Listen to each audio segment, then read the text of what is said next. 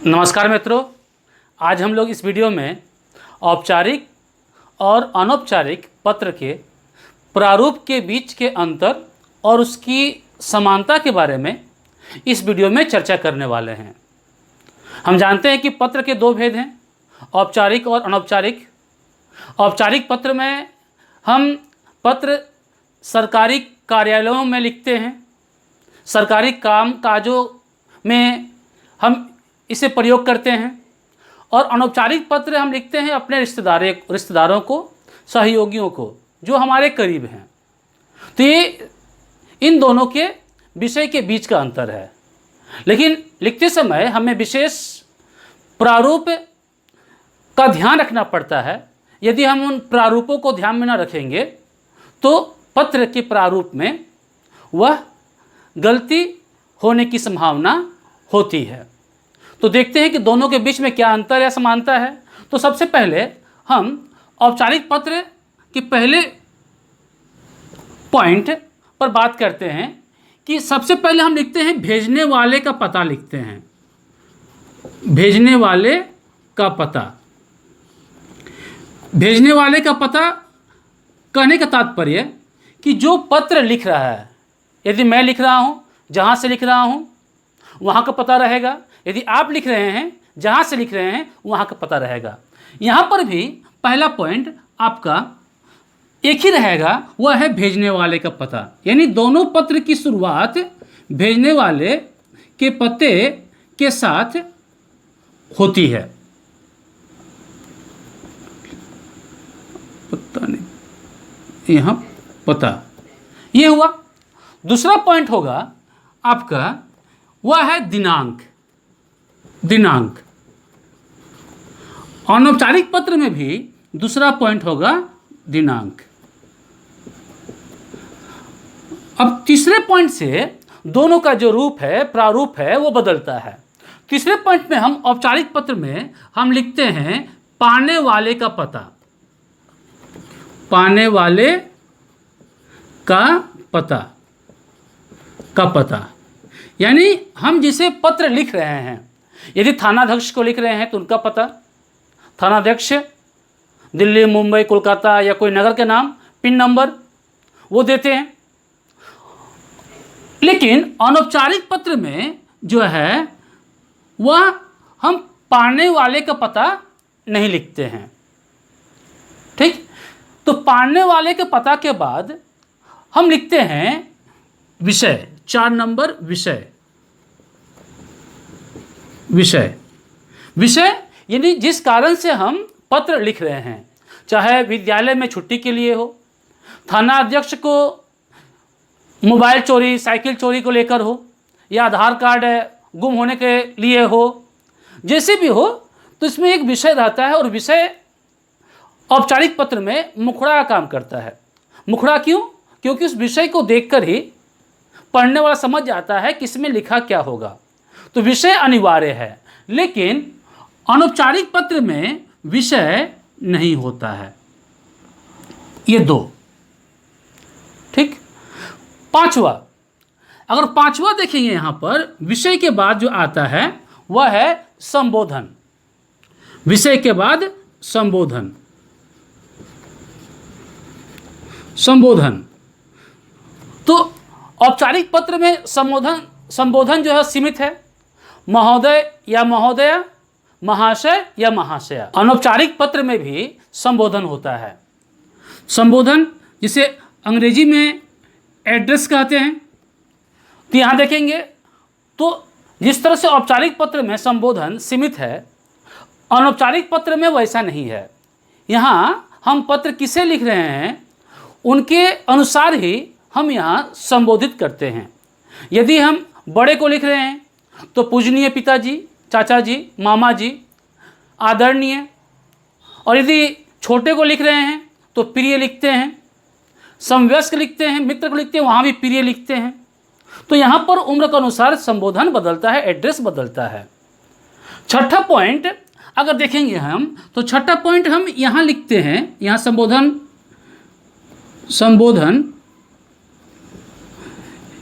यहाँ अभिवादन होता है। अभिवादन। अभिवादन, यानी अंग्रेजी में इसे ग्रीट कहते हैं, ग्रीटिंग्स जो कहते हैं हम लोग, ग्रीट करना। अभिवादन में जैसे पिताजी हैं तो पूज्य पिताजी या पूजनीय पिताजी, सादर प्रणाम, चरण स्पर्श, सादर नमस्कार।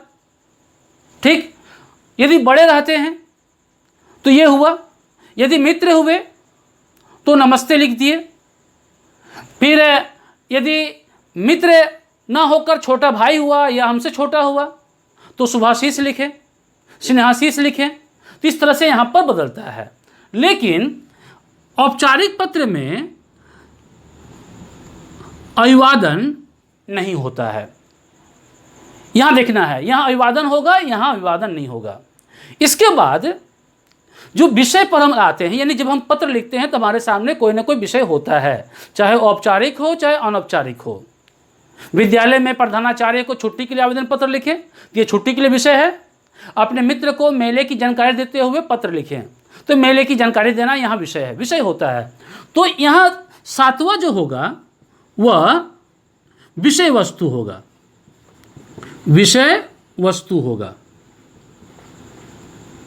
विषय वस्तु होगा। तो विषय वस्तु में हम देखेंगे तो दोनों के विषय होंगे, विषय वस्तु दोनों की होंगे। तो विषय वस्तु को हम जो है पूरी योजना के साथ लिखते हैं कि हमें क्या लिखना है। उसके लिए अनुच्छेद में उसे बांटते हैं। तो जब हम औपचारिक पत्र लिखते हैं तो औपचारिक पत्र में विषय वस्तु के अंतर्गत 2 भाग करते हैं, यानी 2 अनुच्छेद लिखते हैं, क ख। यदि क ख नहीं लिख, जब विषय पत्र लिखेंगे तो क ख नहीं लिखेंगे, सिर्फ ये दिखाने के लिए कि यहाँ 2 अनुच्छेद होता है। इसे मैं ऐसे भी लिख सकता हूँ कि 2 अनुच्छेदों में लिखना है, 2 अनुच्छेदों में लिखना है। ठीक, और अनौपचारिक पत्र को 3 अनुच्छेदों में, 3 अनुच्छेदों में लिखना है। तो 3 अनुच्छेद और 2 अनुच्छेद, ये अंतर है। तो ये 2 अनुच्छेद क्यों?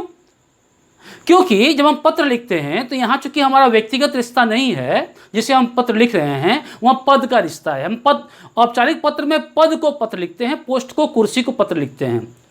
वो व्यक्ति के साथ हमारा रिश्ता व्यक्तिगत रिश्ता नहीं होता है। चाहे वहाँ हमारे कोई अपने ही बैठे हो, हमारे सगे संबंधी बैठे हो, फिर भी हम पत्र उस पद को लिखते हैं। तो जब पद को लिख रहे हैं तो हम डायरेक्ट अपनी बात शुरू करते हैं कि सविनय निवेदन है कि मैं आपके विद्यालय में पढ़ने वाला छात्र हूँ या छात्रा हूँ। मेरी बहन की शादी इतने तारीख को यहाँ पर है। मैं विद्यालय में इतने तारीख से इतने तारीख तक अनुपस्थित रहूँगा। विद्यालय में आने के बाद जो भी कार्य होगा उसे मैं यथासमय पूरा कर लूँगा। इस तरह से विषय लिखेंगे। और दूसरा जो अनुच्छेद होगा वो प्रार्थना, क्या तो आपसे निवेदन है कि इतने दिनों की छुट्टी मंजूर करने का कष्ट करें। बात खत्म, यह विषय है। लेकिन जब हम अनौपचारिक पत्र लिखते हैं तो यहाँ 3 अनुच्छेद, जिसे हम पत्र लिख रहे हैं, पत्र लिखने के कारण या तो उसने पत्र दिया है और पूछा है हमसे कि हमें क्या लिखना है, क्या बताना है। दूसरा कि कारण होता है कि उसने पत्र बहुत दिन से नहीं लिखा और हम उसे बताना चाह रहे हैं या पूछ रहे हैं। तो शुरुआत 2 तरीके से होती है। पहले अनुच्छेद में तुम्हारा पत्र मिला या आपका पत्र मिला, पत्र पढ़कर बहुत खुशी हुई, आपने पत्र में जो है मुझसे ये पूछा है जो मैं बताने जा रहा हूँ। दूसरे अनुच्छेद में जो है बताते हैं पूरे विषय को, मेले को वर्णन पूरा करते हैं। और अंतिम अनुच्छेद में आशा करता हूँ कि तुम्हें जो है मेले का वर्णन अच्छा लगा होगा। विशेष बात है अगले पत्र में, चाचा चाची, मामा मामी को मेरा प्रणाम और छोटे को आशीर्वाद, तीसरे अनुच्छेद में। तो यह 3 अनुच्छेद होता है। जो शुरुआत पत्र मिला, दूसरा जो शुरुआत हम कर सकते हैं कि तुम्हारा पत्र बहुत दिनों से नहीं मिला, आशा करता हूँ कि वहाँ सभी कुशल होंगे, इस तरह शुरू कर सकते हैं। लेकिन इसे 3 अनुच्छेदों में हम बांटते हैं। जब विषय हम पूरा कर लेते हैं तो विषय पूरा करने के बाद जब यहाँ पर जो है पॉइंट आता है वह है खत्म करने के बाद सधन्यवाद, सधन्यवाद आता है, जिसे अंग्रेजी में थैंकिंग यू कहते हैं। लेकिन अनौपचारिक पत्र में सधन्यवाद नहीं लिखते हैं, क्योंकि वो औपचारिक रिश्ता है, और औपचारिक रिश्ते में धन्यवाद कैसा। फिर 9वां जो है, यहाँ पर अपना परिचय देते हैं। अपना परिचय देते हैं, तो अपना परिचय में हम क्या हैं? हम मोहल्ले के निवासी हो सकते हैं, विद्यालय के छात्र हो सकते हैं, ठीक। तो जैसे लिखते हैं आपका आज्ञाकारी छात्र, और अपना परिचय देने के बाद नाम लिख देते हैं, ठीक। निवासी मोहल्ले का नाम लिखकर यहाँ पत्र खत्म करते हैं। और यहाँ पर लेकिन अगर हम देखेंगे तो 9 नंबर में यहाँ भी हम अपना परिचय देते हैं, अपना परिचय देते हैं, लेकिन दोनों में अंतर है। यहाँ पर जब हम विद्यालय में देते हैं तो लिखते हैं क्या? आपका आज्ञाकारी छात्र या आपका आज्ञाकारी छात्रा। लेकिन जब हम विद्यालय के बाहर पत्र देते हैं किसी को, तो वहाँ पर हम किसी को पहचानते नहीं है, इसलिए वहाँ लिखा जाता है भवदीय, भवदीय या भवदिया, ये लिखा जाता है। यदि संपादक को पत्र लिख रहे हैं, थानाध्यक्ष को पत्र लिख रहे हैं, म्यूनसिपैलिटी में हम लिख रहे हैं, कहीं भी लिख रहे हैं, विद्यालय को छोड़कर, प्रधानाचार्य को छोड़कर, प्रधानाध्यापक को छोड़कर यदि हम लिख रहे हैं तो वह भवदीय लिखेंगे या भवदिया लिखेंगे। लेकिन यहाँ पर हम जिसे पत्र लिख रहे हैं उनके साथ हमारा क्या रिश्ता है। यदि वो पिताजी हैं तो आपका प्रिय पुत्र, चाचा जी हैं तो प्रिय भतीजा, मित्र है तो तुम्हारा प्रिय मित्र, भाई है बहन है तो तुम्हारे भैया, प्रिय भैया, ऐसे लिखकर हम यहाँ पर अपना नाम अंत में लिख देंगे। तो इस तरह से हम पूरे प्रारूप को हम देख सकते हैं दोनों पत्रों के। तो दोनों हम क्या देख रहे हैं, कितने पॉइंट हुए? औपचारिक पत्र में देख रहे हैं 1 पॉइंट, 2 पॉइंट, 3 पॉइंट, 4, 5, 6, 7 और 8। औपचारिक पत्र में 8 पॉइंट होते हैं। यदि इन 8 पॉइंटों को हम लिखेंगे तो प्रारूप जो है पूर्ण कहलाएगा। और हम पॉइंट के आधार पर यह भी याद रखेंगे कि किस पॉइंट के बाद क्या लिखना है। जैसे 1 नंबर पॉइंट है भेजने वाला पता, 2 नंबर पॉइंट है दिनांक, 3 नंबर पाने वाला पता। तो ये पॉइंट का जो क्रम है उसे हम याद रखेंगे, तो हमें गलती नहीं हो, हमसे गलती नहीं होगी। और जब प्रारूप लिखेंगे देखेंगे 8 पॉइंट हो गया है, यानी प्रारूप पूरा हो चुका है। यदि 7 पॉइंट भी होता है तो 1 कम है, यदि 9 पॉइंट होता है तो 1 ज़्यादा है। तो कहाँ ज़्यादा है कहाँ कम है, इसे हम ढूंढ सकते हैं।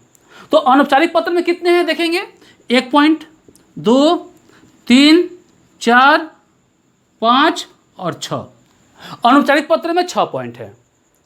अंतर क्या देख रहे हैं हम लोग कि औपचारिक पत्र में पाने वाला पता होता है, लेकिन अनौपचारिक पत्र में पाने वाला पता नहीं होता है। विषय होता है लेकिन औपचारिक पत्र में विषय नहीं होता है। फिर देख रहे हैं हम लोग कि सधन्यवाद होता है औपचारिक पत्र में, लेकिन अनौपचारिक पत्र में सधन्यवाद नहीं होता है। यदि अनौपचारिक पत्र की दृष्टि से देखेंगे तो यहाँ अभिवादन होता है, लेकिन औपचारिक पत्र में अभिवादन नहीं होता है। इस प्रकार से हम दोनों पत्रों को, उनके प्रारूपों को अच्छी तरह से समझ सकते हैं और पत्र लिखते समय इन्हें याद रखकर भली भांति पत्र को लिख सकते हैं। तो इस पत्र में हमने देखा कि यदि हम ठीक से ना लिखेंगे तो पत्र में गलतियां हो सकती है। तो इस वीडियो में आज इतना ही। धन्यवाद।